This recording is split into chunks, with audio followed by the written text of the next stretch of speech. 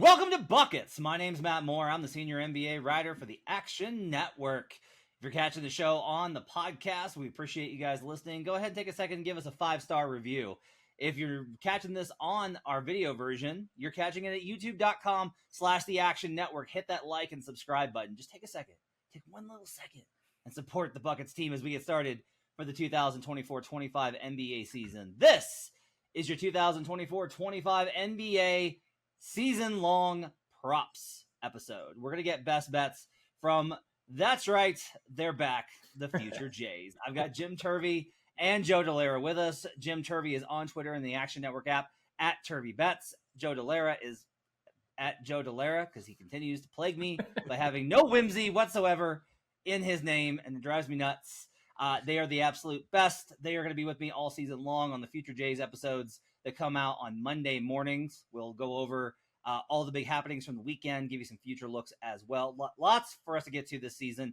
Going to be a great season on Buckets. On today's show, we'll go over season-long props. We'll give you some advice on how to bet these, how to identify them in the market, keys to look at, and more. Everything we talk about, as I mentioned, can be found in the award-winning Action Network app. If you sign up for the Pro subscription, you're going to get instant alerts. And the reason you want to get instant alerts is you want things like when our people grab them, these lines move typically. Whether you want to say it's because of them, great. If you think it's because they're in line with other smart people, great. Regardless, these lines move. And what can happen is, like it's happened to me about 15 fucking times, is that Brandon puts something out and I tail it at a worse number and I lose and he wins. And then I'm left crying in rage. So you want to turn on the Pro subscriptions so that you can get them immediately and bet them when you get the best of the number. Get that with a Pro subscription right now. All right, boys, we're going to put the clock on for 40 minutes, and we're just going to go back and forth, and we're going to bounce back and forth on these bets. But I do want to have a little bit of a conversation about how to bet these. Jim Turvey, when you look at season-long props, what is when you look at the board, when these things first pop open, how do you start scouring all these numbers to try and find value? Yeah, I think it comes down to me for it's like first, second, third order effects. So like the first order is just like kind of an obvious, a young player improving, a big name coming or going, something like field goal percentage that was out of whack, like a 3-point percentage especially. These are kind of the most obvious. The books are going to sniff them out, but I want to at least give it a look. That's going to be my first gut glance. I'll look at a team that added a big free agent, look at the other stars, points per game under, like a De'Aaron Fox. I did that today, sniffed out. Young player improving, Cade. We're all over the Pistons, Pistons Island here. I went and looked at Cade's points. They sniffed it out a little bit. I went to look at Franz Wagner, points per game, because he had a bad shooting year last year from 3. They sniffed it out. So these first order ones, I was like, all right, the books got him this time. That's all right. So then then it goes to second order. And by what that means is it's like one trickle down effect less. So something like a more obscure player gone. I'm going to reference Josh Giddey a couple of times in this episode. He's maybe not going to be the most obvious player to have an impact on the other stars in terms of their scoring. But if you look at it, there's actually a huge impact. Something like second half splits, especially after a trade. One team that I really, they're not actually out there yet, but I'm going to be looking for when Toronto Raptors player props drop. I think that's a team that you can really look. They basically played half a season with their new teammates after that big trade with the Knicks. I'm going to be looking at something like that.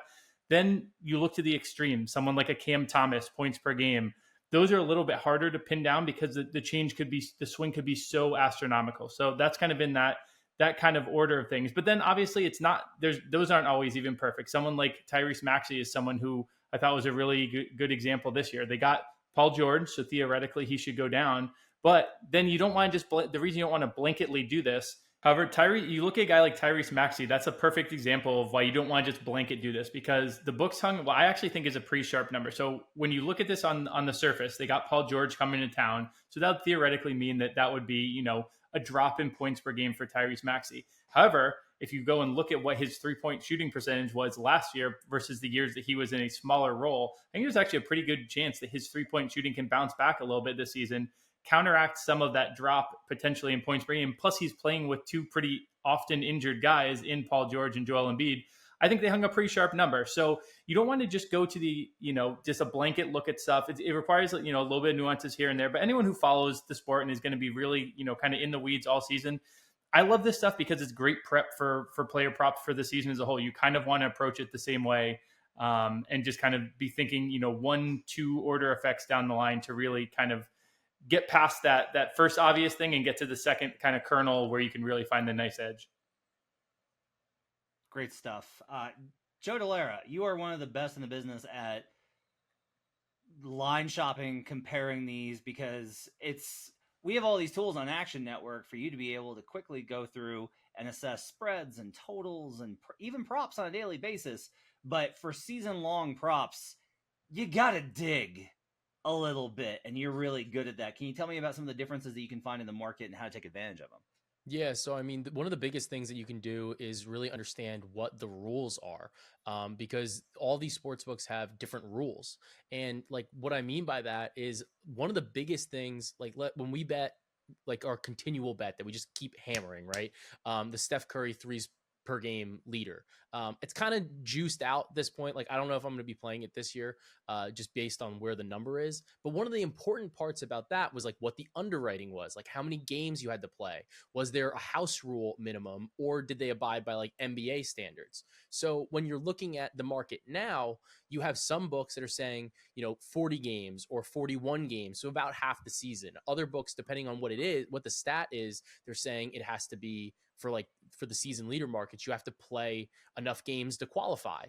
So then there's some additional like divisions or, reading that you can do for that. But then there is a book in the market, FanDuel has where they only have a 1-game minimum on these player props.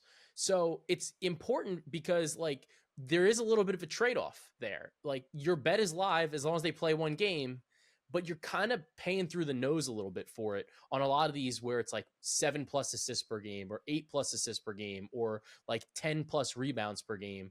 So those are all things that you kind of have to weigh.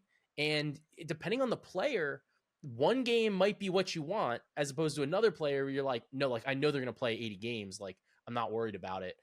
Whereas another player, like they get hurt all the time. I'd rather have a bet that's live a little bit earlier. Great stuff there. That's absolutely phenomenal. And those rules changes can be drive you nuts. And so be on account of those and understand the risk. Like it's fine to take whichever approach you want, but just be aware of what you're betting into. Always be aware of what you're betting into. All right, we're going to do this now. I am starting the clock for 40 minutes. And I'm just now coming up with this name. We're going to call this 40 minutes of sell. And you guys are going to have 40 minutes to sell me on these season-long bets, as I am oftentimes terrified of these bets because I'm like, I don't know. Let's start off here, and I'm going to give Jim Turvey first go because I know how excited he is for this podcast. Jim Turvey, 40 minutes of sell starts now. Go. Yeah, Joe and I were like rabid dogs. Like you had before the pod, I was like, listen, I've got like 3 best bets, but I also have like 5 extra bets, and I could probably sprinkle in some. And you were like, all right, we're putting a clock on. Release the hounds. Go. So my first pick is going to be an under. It's going to be a points per game under. Ja Morant under 26.6 points per game. A little bit surprising, fading a star player here, but I think there's a lot of value on this. So if we go back and look at seasons past when he was on that Grizzlies team, his scoring dropped notably when he did not have Steven Adams on the court. I think that makes sense from a screen assist perspective. I think that makes sense from a second chance perspective. Matt, you always talk about how much that Grizzlies offense was reliant on second looks from Steven Adams, but also on the defensive end, him getting out, getting them into transition. I am a little bit lower on the Grizzlies as a whole, but I don't think you have to be low on the Grizzlies to necessarily like this bet. His points per game also notably down now in far less minutes and in a little bit weirder of a sample size with, coming back from injury and stuff like that. But with sharing the cart with Marcus Smart, his points were notably lower than when Smart was off the court. Kind of makes sense. It's one of the more high usage guards that he's had to play with. He also will now have Jaren Jackson and Desmond Bane, who got more usage last season and got kind of comfy with that usage, which I think is probably a good thing in the long run for the Grizzlies.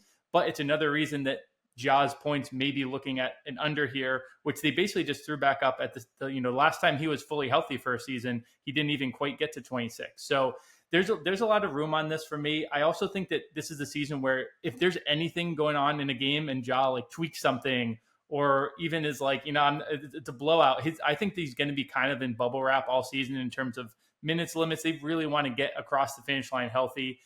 So my first pick here is going to be Ja Morant under 26.6 points per game. okay, so there's an interesting dynamic here that I think is fascinating, which is Jenkins has kind of talked about how much he wants to improve the half court offense because that was where they really, to be quite honest, sucked ass. Like they were terrible in half court offense and they got them beat up in the playoffs. And so Jenkins, very obviously, this is not a surprise. He worked on it last year. He brought in an assistant coach this year to help with it, wants to improve the half court offense. Well, if you're playing more in half court offense, you were playing less in transition. Yep. So a slower pace there. And I think they want to get better at playoff basketball. Zach Edey is going to slow down that game a little bit for them. Like he's just gonna, like they're going to be a little bit slower. Even if Edey is able to, like, let's say that Edey and Smart together replace some of the passing chemistry that Adams was able to use in passing to Morant for buckets. Even if that's possible, you are absolutely right that Jaren is a better offensive player than he was 2 years ago, and Bane's a better player than he was 2 years ago.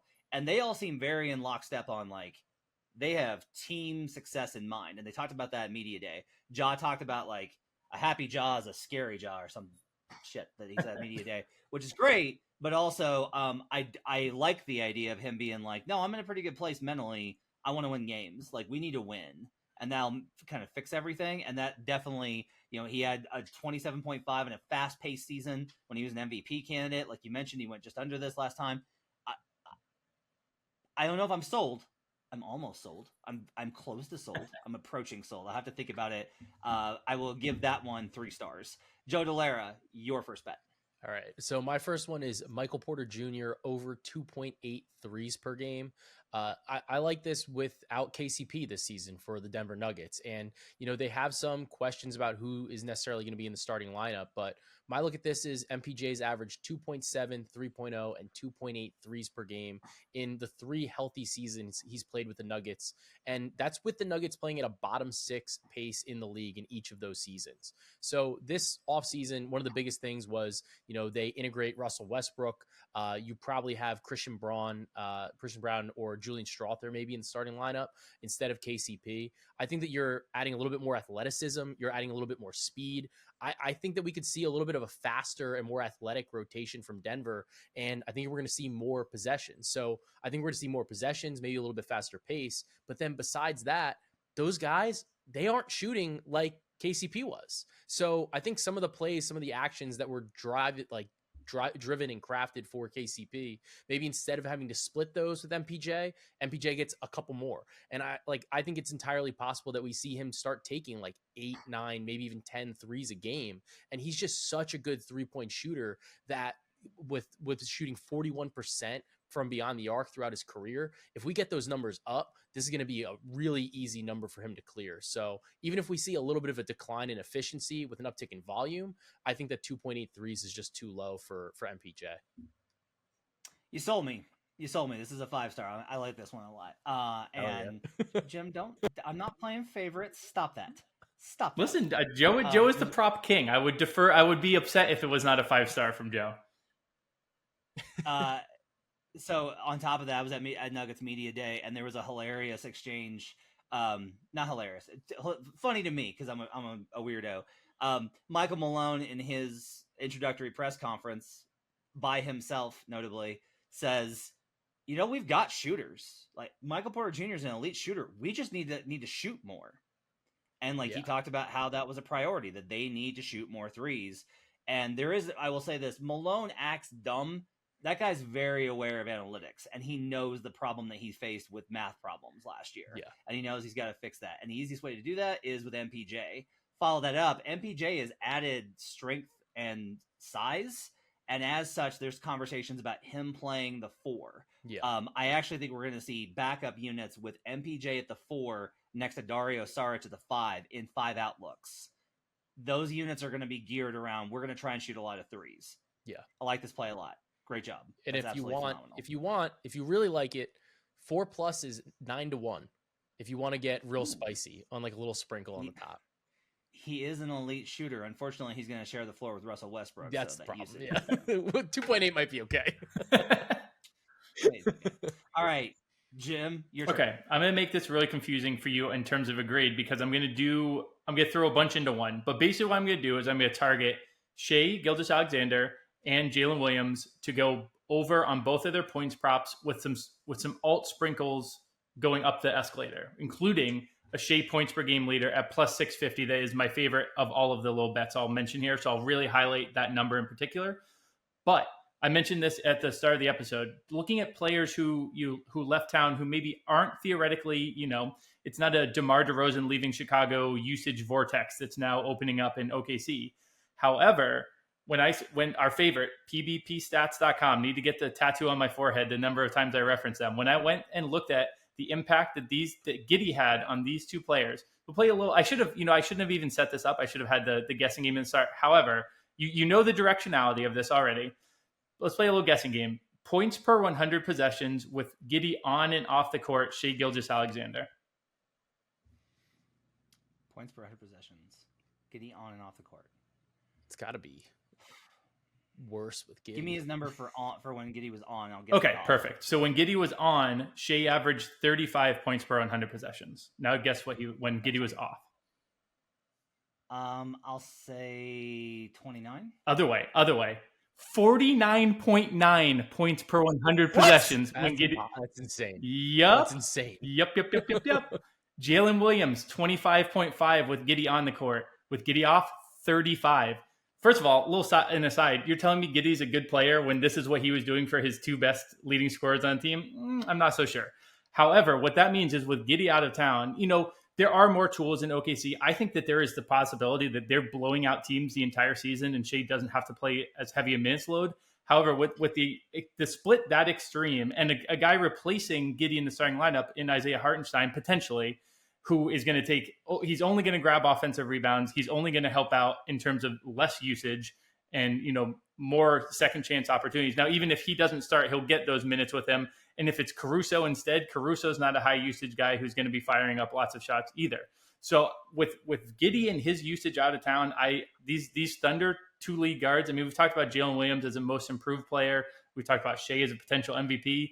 This is kind of cashing in off of those to target the points per game specifically, because that's what I found Giddey had the biggest impact in a deleterious, also somewhat delirious based on those numbers right there way. So Shai points per game leader plus 650.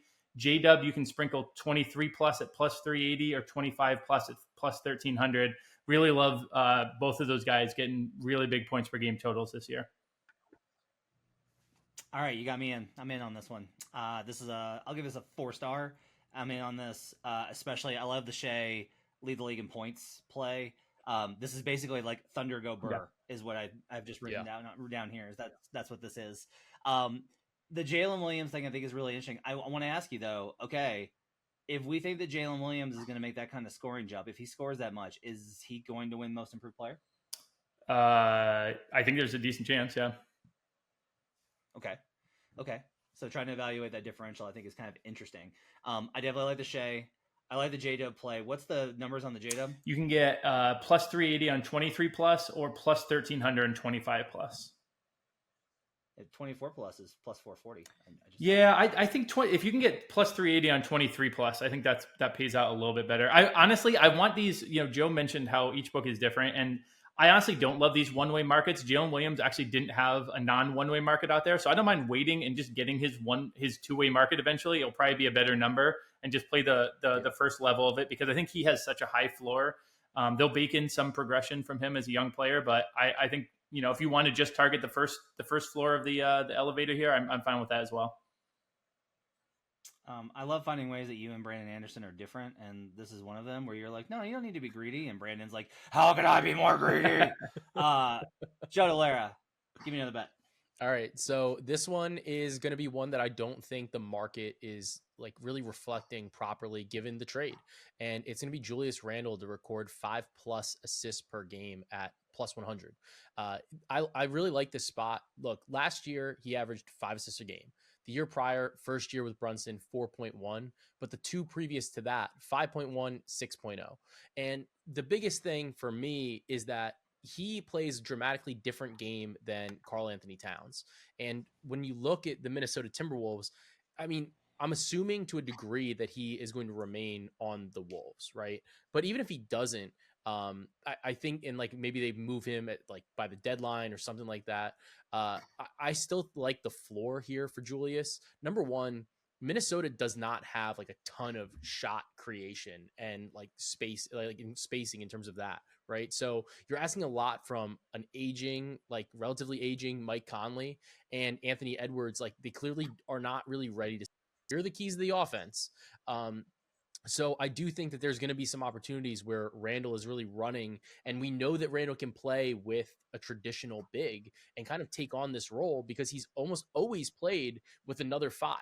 And Rudy Gobert is a good, like, is one of the best of all time at playing that position, right? So like we know he's going to be on the floor with Rudy as well. So for me, I think the 5+ isn't really encapsulating what I think that Minnesota is going to need from Randall in terms of like trying to facilitate from the interior, maybe trying to find some guys cutting or kicking to the perimeter because they just didn't really have that. And, you know, maybe he fills in a little bit of that like Kyle Anderson type of look. He's a better passer than Karl Anthony Towns. I think he's a better facilitator anyway. So I do think there's going to be some opportunity here for him to start like kind of table set for a Minnesota Timberwolves offense. And I think that he's also going to be like really motivated. It's a contract year for him. I don't think that he wants to really pick up that player option. I think that he wants to hit free agency. And one of the best ways to do so is show that, you know, not only can he help like and score for himself, but he can also distribute for his teammates and handle things that way. So at 5+ at even money, I'll take Randall to record five or more a game for assists this season. Julius Randle had the most assists per game last season to Jalen Brunson. The second one was to Dante DiVincenzo. Yep. 1 assist per game compared to 1.1 to Jalen. Think about that. This is like the whole part of the Wolves thing that makes my head kind of go so sideways that it falls off the axis, where I'm just trying to be like, okay, so like you want, like Mike Conley's going to run point, and then you want Ant initiating and the ball in Ant's hands, but Julius is a point forward that needs the ball in his hands, and Conley can spot up, but Ant needs the ball, and Gobert is rolling. So there's actually like a really strong ability here to run a 4-5 pick and roll and tear teams up. And there's also a really strong ability if you're facing any team. This is in the weeds, but I'm going to mention it. Like, this is how this bet gets over, is stuff like this. If you're facing a team that decides they want to blitz Anthony Edwards, so they're going to send 2 on ball, all you do is you put Julius Randle into that screen action, and Julius short rolls, and Julius will lob to Gobert every single fucking time. Yeah. Like, he will hit that pass on target, on a perfect lob. That's the Draymond lob, right? Like when they would double Steph and he pass, if he doesn't turn it over, because Steph's not that good of a passer, but that's a conversation for another day. It passes to Draymond, and then Draymond lobs to Looney. All of those lobs to Looney, that's where that's, or Festus Ezeli back in the day, if you're old like me, that's where that stuff comes from. Yeah. And so this one is also phenomenal. I'm a little bit worried. My only reason this is not a 5-star, Joe, is I don't know where Julius Randle's going to be. Yeah, that's a little bit of my concern too. But if he's an Atlanta Hawk, he's never touching the ball. That is definitely it's definitely a little bit of a concern. But at the same time, I do think that his ability to, you know, to kick out, find those guys on the 3-point line, he is somebody who does generate like legit paint touches because of just the momentum that he gets. So he does have gravity. It's surprising. It's one of those weird things where he's not a good 3-point shooter, but like Viceni was talking about this on his pod, and he was saying that he still had a really high gravity score even from the 3-point line, because once he gets that head of steam, they have to collapse on him. So I think that there's opportunity, even if he does. Hopefully he doesn't end up on Atlanta, because then I think we might be in a little bit of trouble here. But we riot if he ends up in Atlanta, by the way. If he goes from my favorite team to my trendy team, and I just have to deal with him even more, I'm burning this place down. Rooting for that. For sure. I will give that a 4-star review. What's the juice on Randle 5+ assists? It's even money, plus 100. Okay, thank you. Jim Turvey, your next one. Little guy we haven't talked about much here on the podcast this year, Victor Wembanyama, to average over 11.5 rebounds per game. So after the All-Star break, he just cleared this last season. He had 22 post All-Star games, easy for me to say. He averaged 12 rebounds a game in those in just 32 minutes a game. You know, they very well may have him around that minutes per game, you know, limit this year. So, but that was, again, his rookie season. Now he has Chris Paul, who I think is going to bring with him a little bit more pace and certainly a lot better offense. I also like his over on points, but the rebounds is where I really like this. And I also really like the potential for him to lead the league in rebounds here at plus 900. So if we go through some of the other big favorites that are up there, Rudy Gobert now has Julius Randle next to him, who I think is a better rebound than Karl Anthony Towns. Sabonis is going to have DeMar DeRozan in town. That should mean a little bit slower offense. Anthony Davis. We're really kind of nitpicking here, but he did average fewer rebounds with Rui on the court. I think that Rui is going to be a really big player for the Lakers this season. They're going to try and get him out there as much as possible. You've talked about that, Matt. And then Jokic also noticed his rebounds go down without KCP. So we're a little bit at the fringes here. But if we project ceiling for Wemby is, the ceiling is the roof's the ceiling. If we can tap into that in this rebounds market where he was already clearing this number to begin with after the All-Star break in just 32 minutes a game, I think there's a lot to like with Wemby and the boards here at the first level and all the way up at the plus 900 to lead the league. I really like Five that. star. 5-star. Terrific cap. Nailed it. Loved it. Jim Turvey, I have a trivia question for you. Victor Wembanyama last season was listed at 210 pounds. What is he currently listed at via the San Antonio? I just saw this tweet. I was going to say 235, but I thought they said they added 15. Is it 225 or 235? No. It's 235 It is 235. And he looks jacked. Yep. It's 200 and it's a 25-pound gain of pure I will fuck you up. It is amazing. So, I'm in on this. I don't think I'm going to go ahead and go with the lead the league in rebounds just because I'm like, if you're like, will Victor Wembanyama have more rebounds this season than like Nikola Jokic? I'm like, probably Jokic. Jokic is, I think, the hardest sell. If you're going a different route, I actually do think that the Gobert thing and the Sabonis things are the most real. I think AD and Jokic are the two more interesting names. Yeah. But I love the over 11.5 rebounds because I am not greedy. Joe Delera, what's your next one? I like Jalen Brunson over 6.5 assists per game. A big reason why I like this is, look, they're going to be playing 5-out offense. Like it's going to be great. There's going to be so much spacing. You've never seen spacing like this before. I'm going to stop you right there. What have you been predicting the Knicks record at in our Slack? 82-0. 82-0. Continue.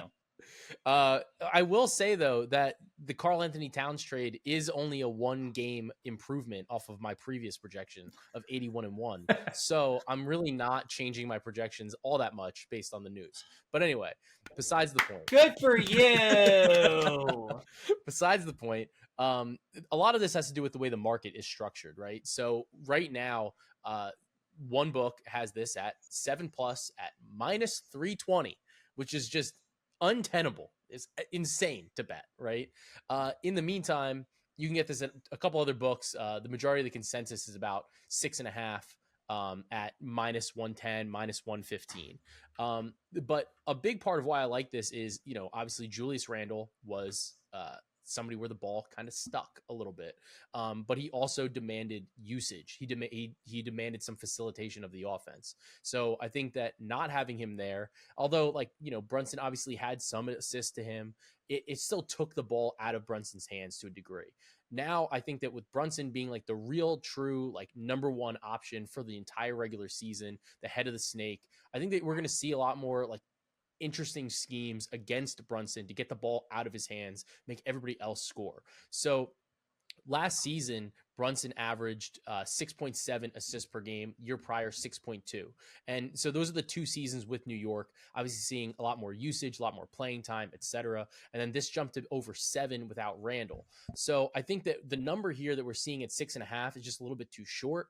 And then when you couple the fact that Brunson was getting a couple dimes, to the rollers, whether it was Hartenstein or Mitchell Robinson. But I do think that adding a player like Karl Anthony Towns to the perimeter, who is just a knockdown shooter, greatest shooting big man of all time, as he self-proclaimed. And, adding Bridges, getting Anunoby there. I think that this is going to be a good opportunity for him to really run the offense, go over 6.5 assists per game, and at a number that is, a little bit different than some of the other spots on the market.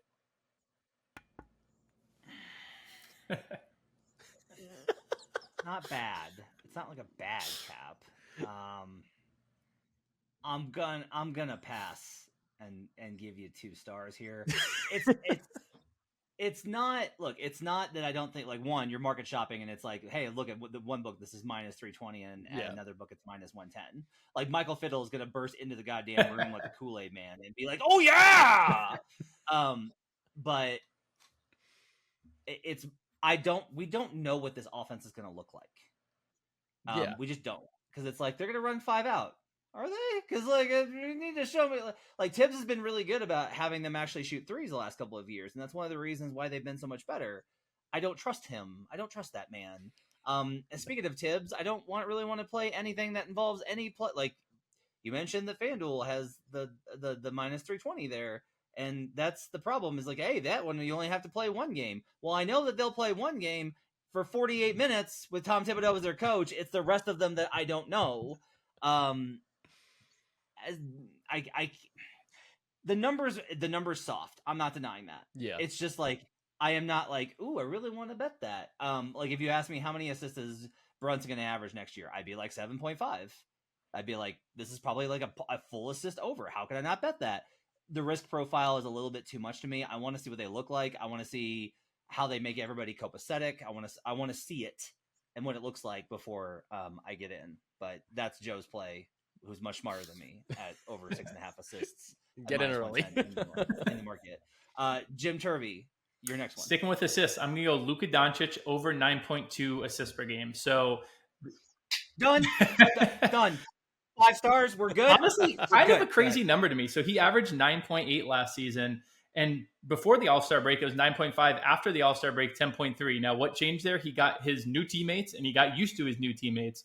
Daniel Gafford, Derek Lively. Now we get Clay into town. Clay was built. This version of Clay was built in a lab for Luka to get more and more assists. My only fear here is that Luka's minutes per game were notably a career high last season. Actually quite high, really high, like 37 and a half per game. So I think there's a chance that drops a tiny bit. And if this were, more in if the baseline of this were set right at 10, they were expecting 10, I'd be like, yeah, you know what? I think that's smart. But 9.2 is just too low. You can get you can get 10 or more assists. So like over 9.9 at plus 200 out there. I absolutely love that as well. You can get assist leader at plus 1,000. I'm going to talk through another player who's among the favorites who I'm actually lower on. So that's part of the reason I like that there. And if you really want to get crazy, you can do 12 plus for plus 3,500. So this again is a number that seems off to me on a team that I'm not particularly high on, but I do think that this offense, we saw it after the All-Star break, he cleared easily 10 assists a game, and now he's got Clay as well. Whereas the losses were only, Derek Jones Jr., Tim Hardaway Jr. Tim Hardaway Jr. is, a very mid proxy for Clay. I think Clay is going to be a lot better in that role. So I love the over here for Luka on assists. What's the juice on that? I believe it's like at minus 110. Or minus 115, whatever they have for the market. Okay. That's a 5-star play. Because that's actually, like, that really is a ridiculous number. The offense is going to be better than last year. Lively's a year older, so the screening and the dynamics of the system are going to be better. They figured out who they are and how to play together, and then they got the team better to play around those dynamics offensively. I'm worried about the defense being a little bit worse. It should be no surprise. Look, I'm in on Luka for MVP. I'm in on the Mavs for 55 wins. Like, I am all over the place. But also, just like, look, I am really shaped by, they asked Nikola Jokic about Luka Doncic when they met up last season, and Jokic's quote really stuck with me, which is, he said he's a one-man army, and that was like the entire thesis of the article that I wrote on Luka's MVP case, and it really is accurate. Last season, the Mavericks did try, I think, to kind of like rebalance stuff a little bit, to be like, hey, maybe we don't need to just run the isocentric stuff over and over and over again. But I think the difference is this year, I think they're better built for him to do that even more. Like, I'm very excited for him to break every single record for usage, because I think it's entirely possible. Like, I do think it's possible for him to go back towards that direction and get there in this regard. This was something that oh man, they're not letting you do it. I'm so mad. What I really want to do is I want to, because I'm an idiot, I really want to parlay him to lead the league in scoring and lead the league in assists. Ooh. That's really what I want to do. That's spicy. That could be fat. which is also like, Matt, you could just bet MVP. Yeah. Like, yes, but I'll do that too. I'll do that also. Imagine if you led the league in points and assists and didn't win MVP. But I like this a lot. I just think that the offensive dynamics are such that there's a very good chance that the offense is better and optimized finally. Lively changes everything. Like, this is less about who they added, and it's more about Lively, the understanding of who Lively is, and then building the team around Luka Lively. Like, everyone thinks the team is built around it's Luka and Kyrie Irving. No. It's Luka and Derek Lively, and then everything else goes around that. 9.5 assists is, I feel that does feel low to me, and I like the assist leader play as well. Great job, Jim. 5 stars. Joe, next bet. So I'm going to be looking at Chris Paul. You can get over 6.9 assists or over 7. They're a couple cents off depending on your market, but they're basically both about -115. So see what's available to you, see how much you can get down. But it ties into a lot of the growth that Jim talked about with Victor Wembanyama. And if you're going to give Chris Paul anybody that he can run pick and roll with, and you give him Victor Wembanyama, I'm going to bet on a lot of assists happening. Look at this. Like, the last couple of seasons, Chris Paul, he averaged 6.8 last year. But I think that, the Golden State experiment was like, it just wasn't really all that successful. I think that it just didn't really work out, I feel like, that well for him in terms of his minutes. He was only playing like 26 minutes a game, still averaged 6.8 though. But I don't think he had enough usage. I don't think he had the ball enough. Whereas now, like, it does seem to be like a decision on the part of the San Antonio Spurs to go out, get a real point guard to play alongside of Victor, stop trying to play the Sohan experiment, and just say, like, all right, we're gonna do this right, and we're gonna try to develop him. And I think that Chris Paul, he definitely can get hurt. Like, there definitely can be some injury risk, but like, we only need him to play 40 games. He's played 40 games in every season of his career. So I'm not super concerned, even if there is like a little bit of a longer injury, or like if they decide to rest him a little bit more, just given the fact that he's getting a little bit older. I'm not super concerned, given the amount of games that we need is 40. Aside from that one season, then last season at 6.8, there's only been one other season, his first in Oklahoma City, where he didn't average over 6.9 or 7 assists. He averaged 6.7. And I think that had a lot to do with the dynamics of that team. First year in Oklahoma City, a little bit of growing pains, because then we saw that jump to 8.9, 10.8. And even before this last season with Golden State, 8.9 with the Phoenix Suns in 22-23. So I think that giving him the ability to the keys to this offense, it wouldn't surprise me to see him get half of these assists per game to Victor, and just in lobs, just in rolls. And I think that his ability to kind of run this offense that does have some talented scorers besides Wemby is going to be instrumental to a lot of their success. So I like him to average over 6.9 or 7 assists, is kind of where I would take the bump to. The line's high, which makes me like a little nervous. But you mentioned kind of like the whole thing didn't work last year. Here's the thing, it did. Because the first part of that season, the only reason that team didn't go completely into the tank was because of how good the bench unit was. Yeah. And that was in large part due to Chris Paul. Before All-Star break, 7.2 assists per game. Before January 1st, when Jonathan Kuminga was playing well enough to get out of Kerr's doghouse and get in the starting unit, 7.4 assists per game in a lower usage role still, with honestly like not as good of weapons in terms of creating assists. The Vassell injury stuff makes me like a little bit like, yeah.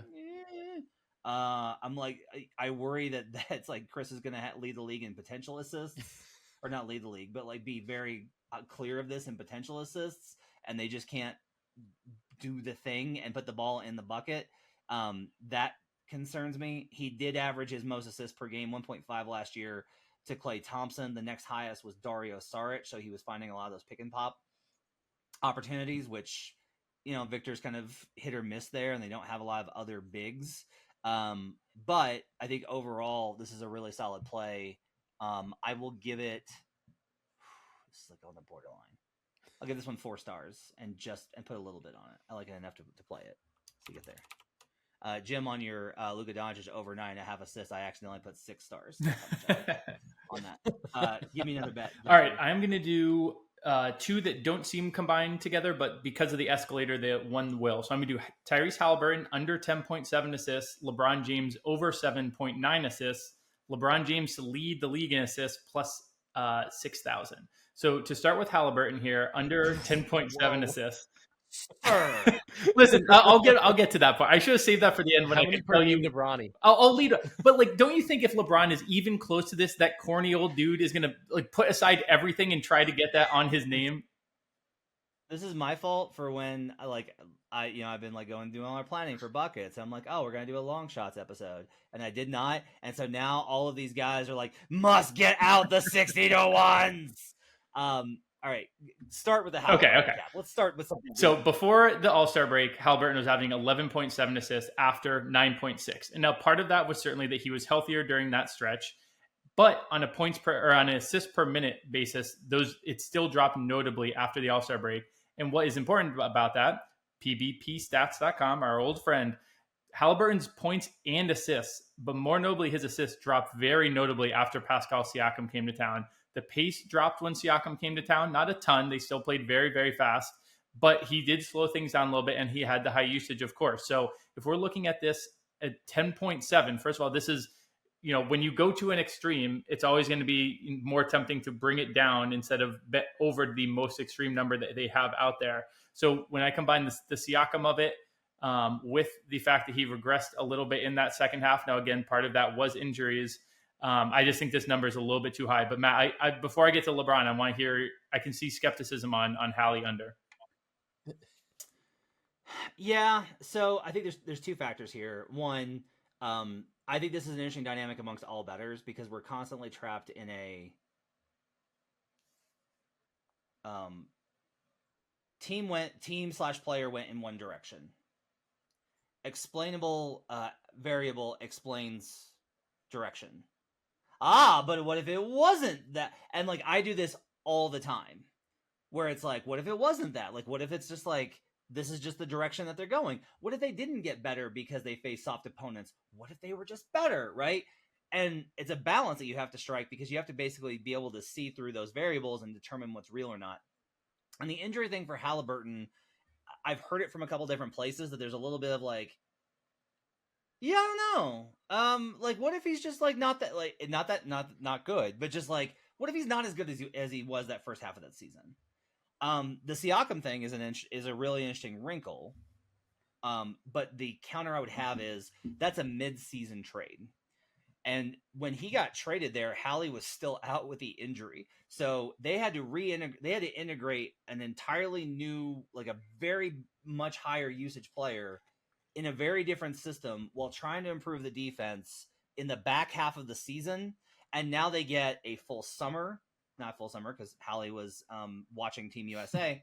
But they do get full training camp and all of this to work out the kinks. Like those two guys are probably going to be on the same page now. So there won't be as much clunkiness overall with the offense given that dynamic. And that makes me nervous because if you ask me who's the best passer in the NBA, I'm going to say Nikola Jokic. If you say, okay, outside of Jokic, who's the best passer in the NBA? My dead serious, no bullshit answer is I think it's Tyrese Halliburton. That's how good of a pure passer that dude is.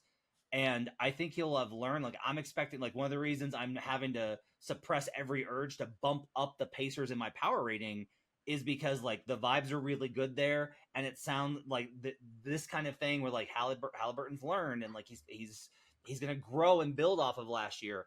Those things make me nervous because I just feel like there's no scenario where Halliburton won't be absolutely just diming.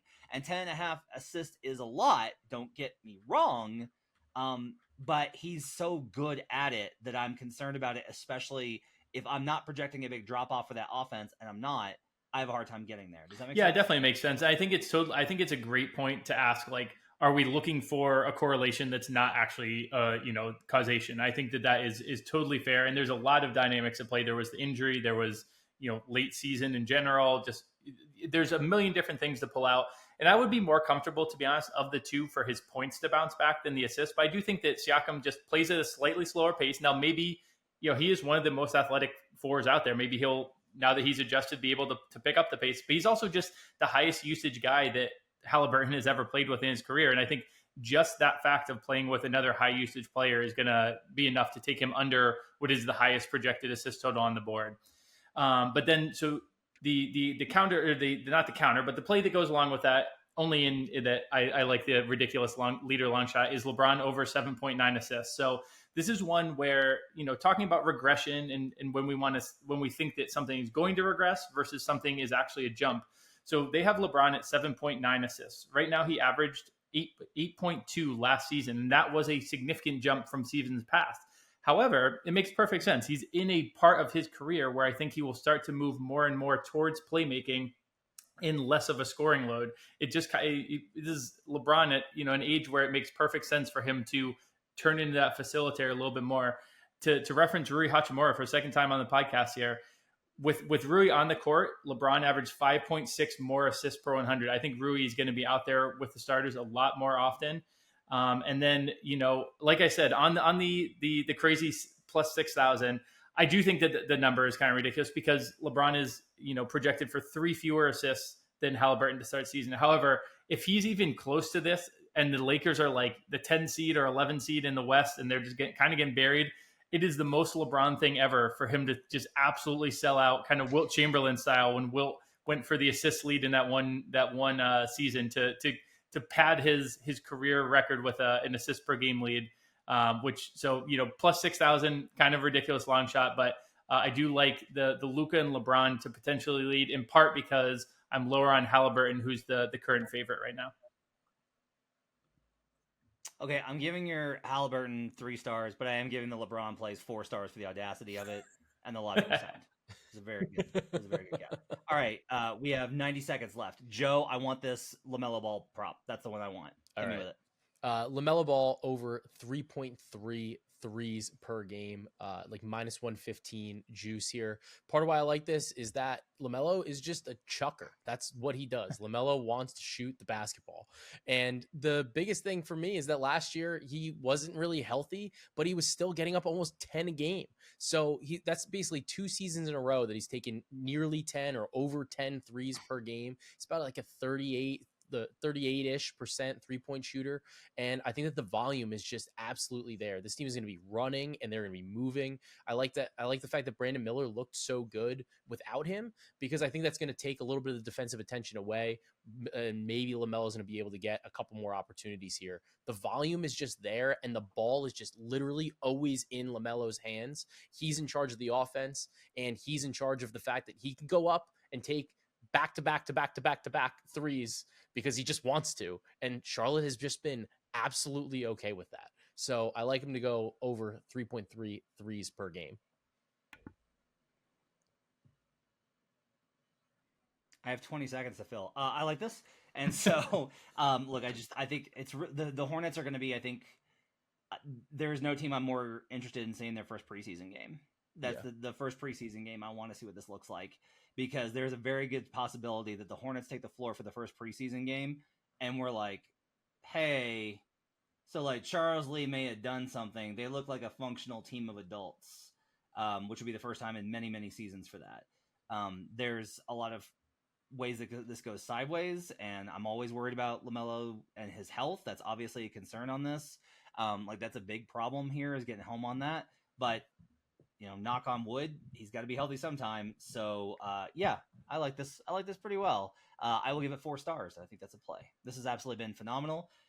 40 minutes of sell is over. We've got Ja under 26.5 points per game from Jim Turvey. We've got Shea to lead the league in scoring plus 650, and Jalen Williams was what? Let's wait on the Jalen Williams until we get the two-way market. But if you want something this second, 23 plus at plus 380. Wemby over 11.5 rebounds this season, and with a play on the rebound leader. Luka Doncic over 9.5 assists and a play on you have a play on the leader there for Luka. Yeah, well, right? But I really like the 10 plus at plus 200. Okay, 10 plus 200. Oh yeah, that's great. Halliburton under 10.5 assists. Boo. LeBron James over 9.5 assists and to lead the league in assists, which again, I say it out loud and I'm like, really? Come on. That's crazy. And then I think about how LeBron has approached his entire career and I'm like, Yeah, he might do that. From Joe, MPJ over 2.8 threes, phenomenal play. Randall 5+ assists is very solid. Brunson over 6.5 assists is garbage. LaMelo over 3.3 threes is very good, and CP3 over 7 assists is great as well. You should not take my opinions on these things. You should play the ones that they give out because these guys are really good at it. That's gonna do it for season long props. Thanks for joining us. We're shifting this week to title odds. So on Wednesday and Thursday, we're doing Price Finder. I'm doing one with Sean Little and one with Brian Fonseca, and we're going to go through and we're going to get good value on how to bet the NBA title. It's that time. We got to sort that out. Friday, Brandon Anderson's first episode of his show on Buckets. It's the Brandon Anderson Show on Buckets is on Friday. Then next week, we're doing win totals, and we're going to get cracking on all those exciting stuff. NBA season right around the corner. Thanks for joining us. You can follow Joe and Jim in the Action Network app. Make sure to check out youtube.com/The Action Network. My thanks to David Payne and Tito Bonach for hanging out and doing the production work on this episode. We'll see you guys again tomorrow. Till then, let's get buckets.